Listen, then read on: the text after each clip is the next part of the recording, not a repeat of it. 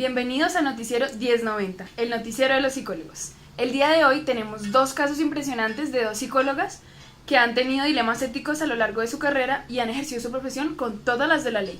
Y es que es impresionante cómo cumplen con cabalidad sus deberes como profesionales. Nada más el secreto profesional, que es uno de sus pilares, a pesar de encontrarse situaciones en las que su moral o su parte subjetiva les pedía hablar, simplemente no lo hicieron y mantuvieron siempre su ética profesional. Total. Y es que, ¿qué tal esa responsabilidad profesional que tienen? O sea, es que ofrecen unos servicios siempre con sus estándares, obviamente de una manera correcta, ¿no? Siempre teniendo en cuenta esto. Y pues claro, si diseñaron, ejecutaron, direccionaron y controlaron programas de diagnóstico, evaluación e intervención psicológica.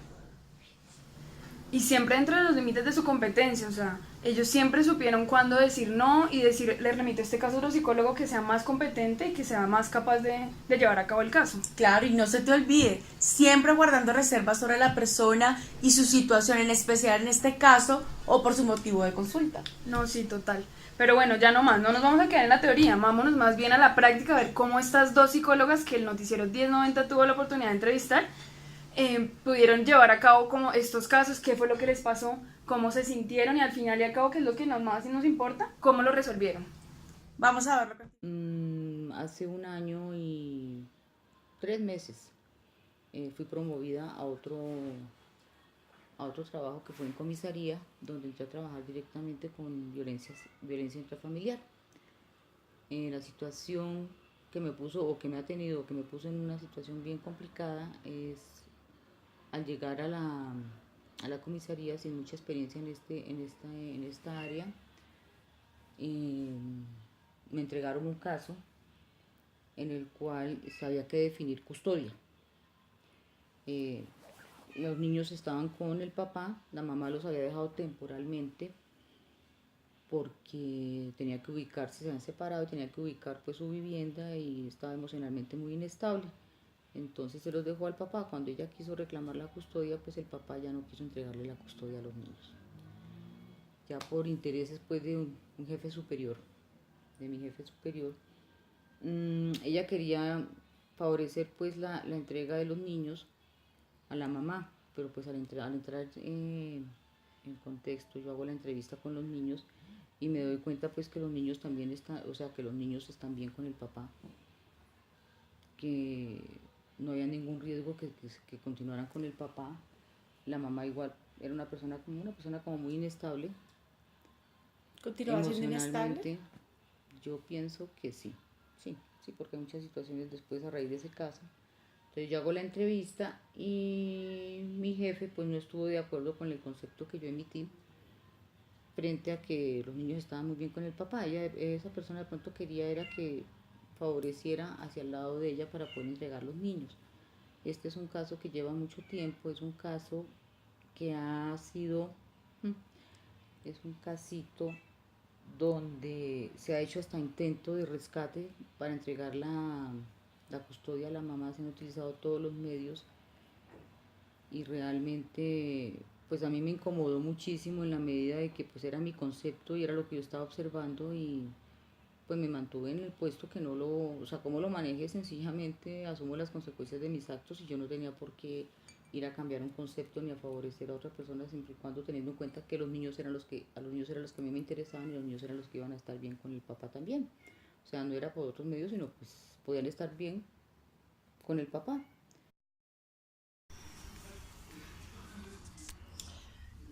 En el año 1990, cuando inicié mi profesión, trabajaba para la Cruz Roja Colombiana en el programa de notificación de VIH positivo a las personas que donaban sangre y que aparecían en ese estado.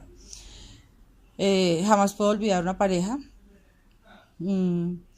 a la que pues tuve que atender dentro de mi proceso de práctica. La señora pues es un hogar normal, una señora tendría 45 años más o menos, el señor unos 48, aparentemente una familia pues normalmente establecida. Aparece inicialmente el señor con un VIH positivo Al notificarle, pues se puso muy mal. Fue una situación bastante difícil para mí, en especial porque estaba iniciando a conocer los casos.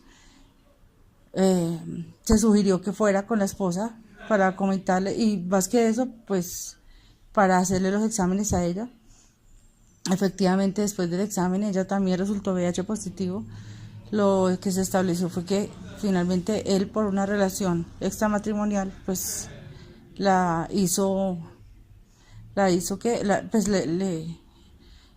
transmitió el virus. Lo más grave del caso en ese momento fue no solamente que la señora en la interconsulta se enterara de que era VIH positivo también, sino comentarle que el mismo señor tuvo que hacerlo, comentarle que fue una relación extramatrimonial efectivamente, pero con un hombre.